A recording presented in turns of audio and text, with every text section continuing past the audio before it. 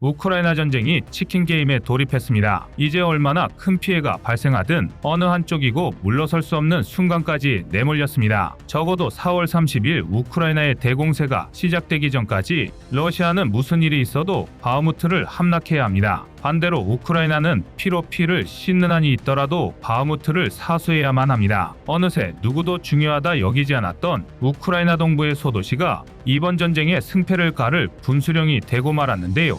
그래서 준비했습니다. 오늘은 우크라이나 바흐무트 최전선의 실제 교전 영상을 통해 가장 현실적인 전황을 전해드리겠습니다. 그러나 미리 경고드립니다. 이번 영상은 충격적인 장면이 포함되어 있습니다.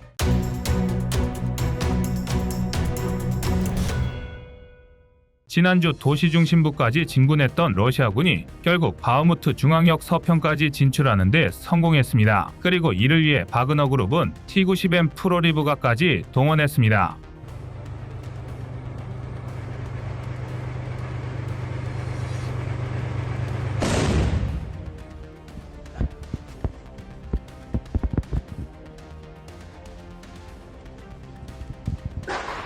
전장 9.5m, 전폭 3.7m, 전고 2.2m의 총 중량 48톤, 125mm 2A46M5를 탑재한 T-90M은 단 3명의 승무원으로도 운용할 수 있는 러시아 최신의 전차인데요. 지금 러시아군의 장비 상황으로는 결전병기를 바흐무트에 투입한 것이나 다름없습니다. 그도 그럴 게 러시아는 4세대 전차를 표방하던 T-14 아르마타도 사실상 양산을 포기했고 T-90M도 대당 60억 원이 넘는 바람에 100여 대밖에 생산하지 못했습니다. 그러나 실전에서 우크라이나 전차를 죄다 터뜨리고 다닐 것이라는 러시아군의 기대가 무색하게 T-90M은 1948년 초기형이 개발된 칼 구스타프 무반동포에 의해 격파당하거나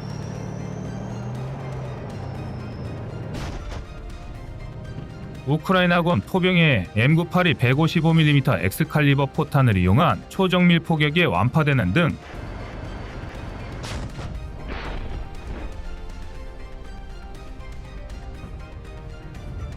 지금까지 확인된 것만 18대 이상이 파괴되거나 노획당했습니다. 즉, 한 대 한 대가 아쉬운 T-90M을 바흐무트에 투입한 셈인데요. 이는 그만큼 러시아가 바흐무트 점령에 막대한 노력을 기울이고 있다는 방증입니다. 실제로 자포리자 등에서는 T-55처럼 제2차 세계대전 6.25 전쟁 때나 현역으로 사용하던 장비를 운용 중인 러시아군이 목격되고 있습니다. 상대적으로 중요도가 덜한 남부전선에 박물관에나 있을 법한 고철 덩어리들을 던져주고 현대 장비를 박박 긁어모아 동부전선 그 중에서도 바흐무트에 투입한 건데요. 심지어 위치가 특정되지는 않았지만 러시아군 후방 진영에서는 DT-10PM 분절궤도 차량까지 확인되었습니다. 정말 기가 차서 말이 안 나오는데요. 해당 장비는 핀란드와 러시아의 접경 지역인 무르만스크에 사령부를 둔 제80 북극 차량화 소총병여단에서나 운용하는 장비입니다. 한마디로 북극해 인근의 해안 방어에 사용할 물건까지 긁어모아 우크라이나 전선에 투입했다는 뜻입니다. 황당한 일이지만 이를 바꿔 말하면 그만큼 러시아가 바흐무트 함락에 총력을 기울이고 있다고 해석할 수도 있는데요. 하지만 정말 다행히 이에 대항하는 우크라이나군의 전력도 만만하지만은 않습니다. 일례로 최근 바흐무트 인근에서는 콘탁트원 증가 장갑을 잔뜩 부착한 T-64 기반 중장갑차가 목격되었습니다.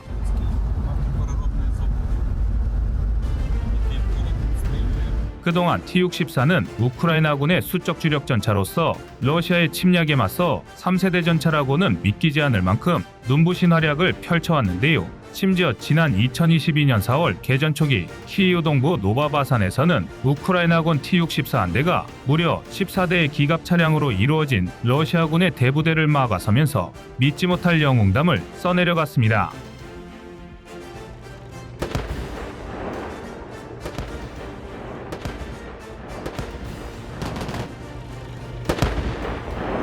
해당 교전에서 T-64는 초탄이 아쉽게 빗나갔지만 귀신같은 실력으로 차탄을 지근거리에 명중시켰는데요. 반면 러시아군은 건물 뒤에 은폐한 T-64를 발견하지 못하고 엉뚱한 방향으로 중구난방 포탄을 쏘아댈 뿐이었습니다.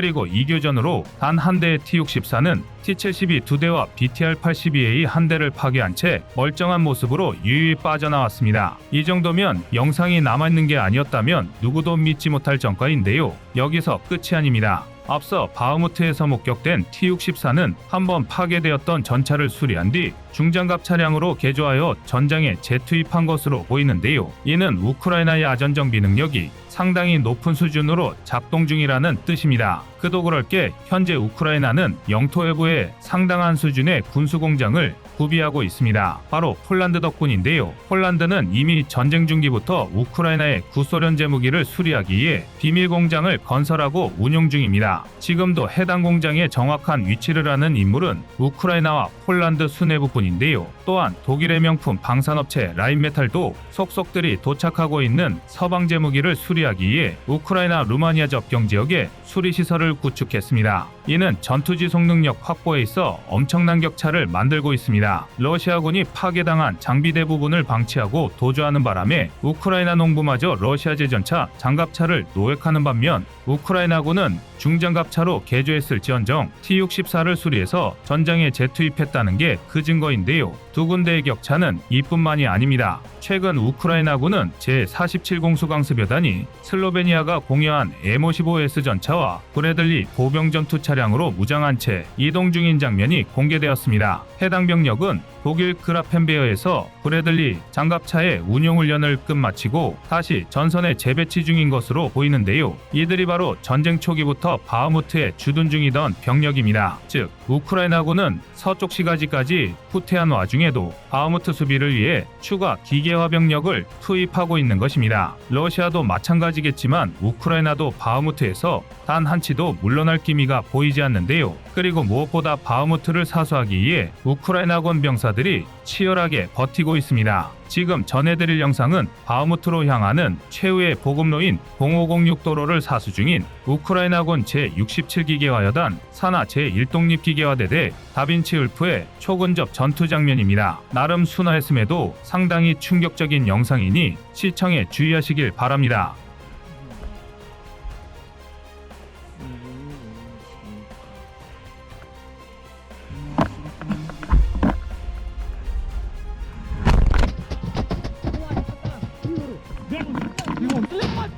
Слева пидор, один право обходит.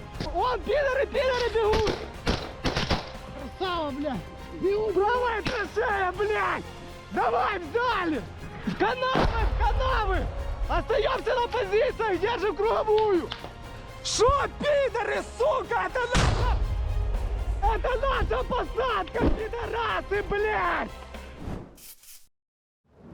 이처럼 우크라이나군이 바흐무트에서 치열한 전투를 이어가는 이유는 대공세가 얼마 남지 않았기 때문입니다. 실제로 올렉시 아레스토비치 전 우크라이나 대통령실 고문은 우크라이나군 반격 준비를 90% 정도 완료했다고 밝혔는데요. 펜타곤 기밀문서 유출 사건이나 라스푸티차가 영향을 주고 있지만 대공세를 위한 우크라이나군의 큰 그림에는 차질이 없다는 뜻입니다. 아닌 게 아니라 1941년에 창설된 유서 깊은 러시아 국영 매체 리아 노보스티도 4월 30일을 우크라이나군의 대공세 시작일로 추정하고 있습니다. 심지어 한나말야르 우크라이나 국방차관은 반격 조치가 이미 진행 중이라고 밝히기까지 했는데요. 바흐무트를 제외하면 마치 폭풍전야를 떠올리게 할 정도로 고요한 전선과 속속들이 도착하는 서방제 기갑 장비를 생각하면 상당히 신빙성 있는 주장들입니다. 그렇기 때문에 러시아 입장에서는 우크라이나의 반격이 본격적으로 시작되기 전에 하루라도 빨리 바흐무트를 점령하고 싶을 것입니다. 그래야 만에 하나 전쟁을 포기하더라도 정치적 이득을 챙길 수 있을 텐데요. 사실 지금 자포리자주 헤르손주 일대와 우크라이나 동부 일대를 차지한 지금 상황으로도 러시아는 충분한 이득을 보았습니다. 바흐무트를 점령하고 그럴듯한 트로피를 하나 챙기는 게 푸틴 입장에서 전쟁을 끝낼 수 있는 마지막 기회로 여겨질 텐데요. 반대로 우크라이나는 적법한 자신들의 영토 전부를 탈환할 때까지 전쟁을 멈출 생각이 없습니다. 하지만 소수의 방어 거점들과 유일하게 남은 보급로인 0506 도로를 잃는다면 바흐무트 탈환의 난이도가 수직 상승합니다. 러시아군이 바흐무트 점령을 위해 막대한 병력을 쏟아부었던 것처럼 이제는 상황이 거꾸로 되어 자신들의 진격이 바흐무트에서 저지당할 걱정을 하고 있는 건데요. 공세를 몰아쳐 최대한 빨리 전쟁을 끝내고 싶은 우크라이나로서는 절대 원하지 않는 상황입니다. 실제로 러시아뿐만 아니라 우크라이나 또한 궁지에 몰렸다는 정황은 속속들이 목격되고 있습니다. 단적인 예로 우크라이나가 미국이 연짜음을 숨기지 않음에도 러시아 본토를 타격하는 것도 같은 이유에서인데요. 우선 표면적인 이유는 러시아군의 우크라이나 민간 에너지 인프라 타격에 대한 보복 조치입니다. 이제 우크라이나가 감정적으로도 러시아에 대한 직접적인 타격에 나섰다고 해석할 수 있는데요. 하지만 보다 전략적인 이유로 생각하면 보급의 대부분이 철도 운송에 편중되어 있는 러시아의 보급망을 파괴하기 위함일 가능성이 큽니다. 드론을 이용한 벨고로드 변전소 타격이 위와 같은 경우인데요. 벨고로드는 돈바스로 이어지는 주요 전철 허브인데다 우크라이나군이 타격한 벨고로드 변전소가 해당 전철에 전력을 공급하는 주요 시설입니다. 절대 실패해선 안 될 대공세를 준비 중인 우크라이나로서는 미국이 아무리 싫어한다 해도 반드시 파괴해야 할 전략 거점인 셈입니다. 또 다른 문제는 유럽의 인식 변화입니다. 아직은 든든하게 버티고 있는 것 같지만 우크라이나에게 유럽은 믿을 만한 우방이 아닙니다. 나토 소속도 아니고 EU 소속은 더더욱 아닌데 언제 유럽이 우크라이나를 토사구팽할지 불안할 수밖에 없는데요. 더군다나 펜타곤 기밀문서 유출 사건의 여파를 가늠할 수 없다는 것도 큰 불안 요소입니다. 그나마 지금 당장은 대한민국이라는 든든한 지원군이 우크라이나 전쟁 직접 개입을 발언하는 등 우크라이나의 상황이 긍정적으로 돌아가고 있지만 지금의 균형이 언제 깨질지는 아무도 예상할 수 없는데요. 아닌 게 아니라 이미 기밀문서 유출 사건이 터지기 전부터 이유는 삐걱대고 있었습니다. 다름 아닌 우크라이나에 포탄 100만 발을 지원하는 문제 때문이었는데요. 프랑스를 필두로 그리스, 키프로스 등은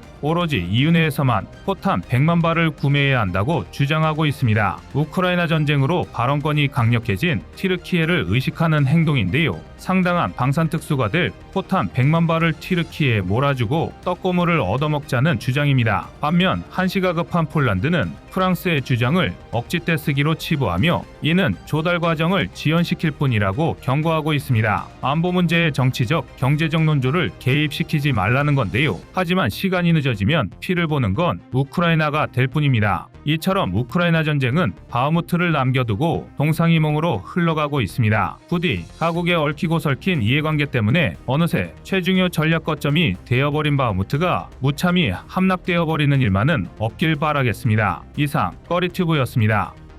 안녕하세요, 꺼리튜브입니다. 그동안 보내주신 사랑과 응원으로 1편 출간에 이어 이번에 꺼리튜브의 새로운 신작 세상에 밝혀지지 않은 현대무기 비하를 출간했습니다. 내용이 어려워 쉽게 다가서지 못했던 군사무기 이야기를 남녀노소 누구나 편하게 이해할 수 있도록 모아봤는데요. 그 누구도 알 수 없던 현대무기 비하의 숨겨진 이야기를 이제 온라인 서점이나 가까운 서점에서 만나볼 수 있습니다. 또 전문적인 군사무기 이야기를 알고 싶다면 꺼리튜브 1편인 대한민국 육해공 군사무기도 준비되어 있습니다.